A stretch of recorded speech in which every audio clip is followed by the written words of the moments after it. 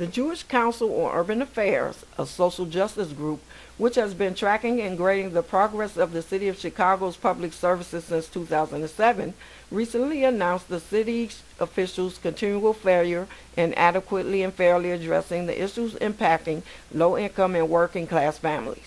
So they launched a new website called Developing Government Accountability to the People, or DGAP for short, which is designed for the public at large to use to evaluate the performance of Mayor Richard M. Daley and their aldermen's policies, practices, and efforts concerning housing, education, economic development, transportation, the environment, criminal justice, and ethics and corruption.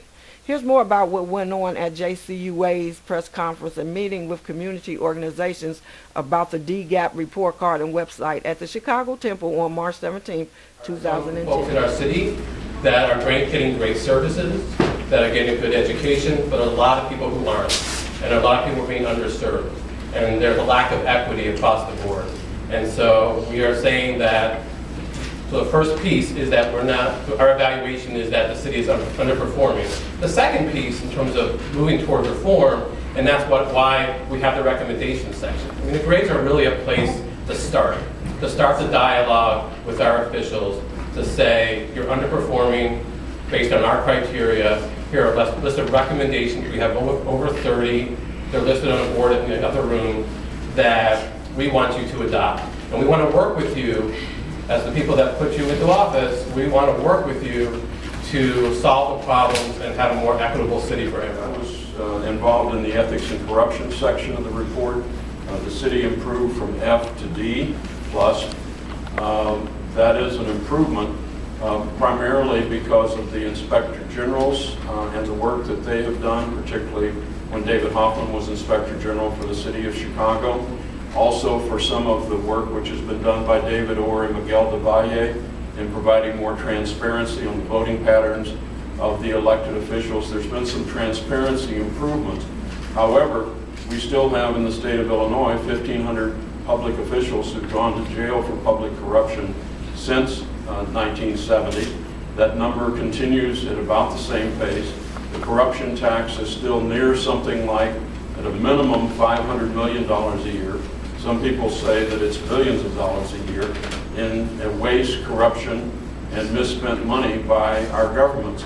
So in each of these areas, as you go down the 7 areas, there are specific proposals as to what can be done. There's specific metrics on which the city and the county were measured, and you have a beginning point for a very important discussion of the future of the city and the county. Probably one of the most important things that's going to come out of this project is hopefully people get an understanding that every one of these issues that's listed here affect criminal justice and crime and violence. And the city has, especially the president of Chicago, has this unique way of trying to separate them out, that they don't have an impact. Education has a tremendous impact on who does or does not commit crime and who does or does not get arrested or prosecuted through the system. So I think one of the most important parts, hopefully, of this project will be the communities get a better idea that all of these, to one extent or another, impact each other, but specifically impact crime and our government's relation to it, our government's response to it. I think another issue that has got to be talked about also is this dual impact. Part of when people talk about criminal justice, and David Orr talked about John Burge a little bit, there's also 2 aspects to criminal justice in communities. One is police abuse and accountability, and abuse throughout the entirety of the system. Because no abuse from any agency doesn't happen, at least with the tacit approval or the willful blindness of other agencies. So that's one aspect to it. But whether or not the criminal justice system or the agencies are doing what they're supposed to do in the communities. You can go through underserved communities in Chicago and you will find that abuse in the system is rampant in some of these communities. Well, the second prong of that, or the partner with that, is the response to crime and violence is different in those communities at the same rate. They don't respond to victimization the same in those communities as they do in Lincoln Park.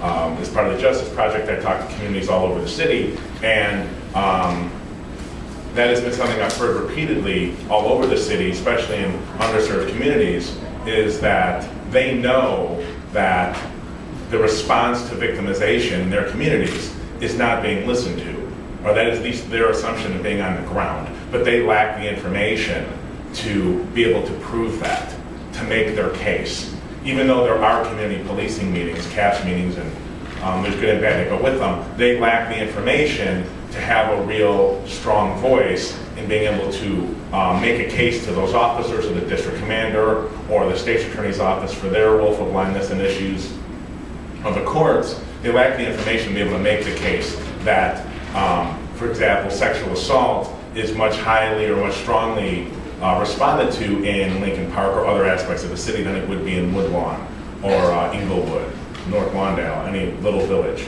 So I'm really hoping that this project, and my expectations of this project, will give communities a much stronger voice in that, and be able to understand how things are taken care of across the city so they can make these comparisons. So just to give you a clear example of Renaissance 2010's failure, we'll talk about De La Cruz, where it's not about, where it points out it's not about educational achievement and success, because De La Cruz had received a Spotlight Award 3 years in a row, meaning that they had about 20% of students with special needs. Majority of the students were Latino, low income. They received an award for 3 years in a row, and CPS in, what was it, 2008, 2007, put them on the chopping block as one of the schools to be closed. The community residents got involved, we protested, we went to many hearings letting them know, why De La Cruz needed to remain open. They were working. I mean, with the 3 years, their scores were going up, the scores that they use to measure us, if it doesn't work for them, then they'll change it. First they'll say it's the standards, then they'll say it's the facilities, but we know it's a method that has been used. If we look at the schools and the maps of schools that have been closed, it's been communities of colors and communities of low income and communities that are being gentrified, point blank. So De La Cruz was saved for 1 year, and that the solution was, okay, we're going to send the kids to Whittier Elementary, which is the school that we're currently, Pilsen Alliance is a partner with Whittier Elementary. So CPS says, okay, you can go to Whittier Elementary, but we are not going to fix your facilities, blah, blah, blah, blah. Then we find out, okay, they promised us, no, it's not going to be a charter school, because we know CPS's tricks, right? It's not anything new to us. They'll tell you one thing, and then next minute they're changing the whole dynamic of what they promised and what they said. We've learned. We take cameras to every single meeting. We record everything. So later on they can't tell us, oh, we didn't say that. Oh, no, that's you misunderstood us. So then we go to the hearing, and then we find out that a charter school is going to go in De La Cruz. Surprise, surprise. And then at the end of the school year, there's teachers, principals, parents saying, hey, you guys are closing us. Why are people from downtown working on our electricity, fixing our basement? And then we find out that it was being fixed for this charter school that's being charged $1 for the whole year to rent this school. What message does this send the kids? So you're not good enough, to get your facilities fixed, even though you received the spotlight for 3 years ago. And this even came even clearer to me, this statement of use it or lose it, when I was asked to translate it or give a synopsis of what happened here in Spanish. Spanish was my first language growing up, and because I haven't been using it as much, I wasn't as clear. Well, the same thing happens with our democratic power. If we don't use it, we lose it, and we begin to allow things to happen. And next thing you know, we wake up, and the rental market is down. There aren't homes that are accessible.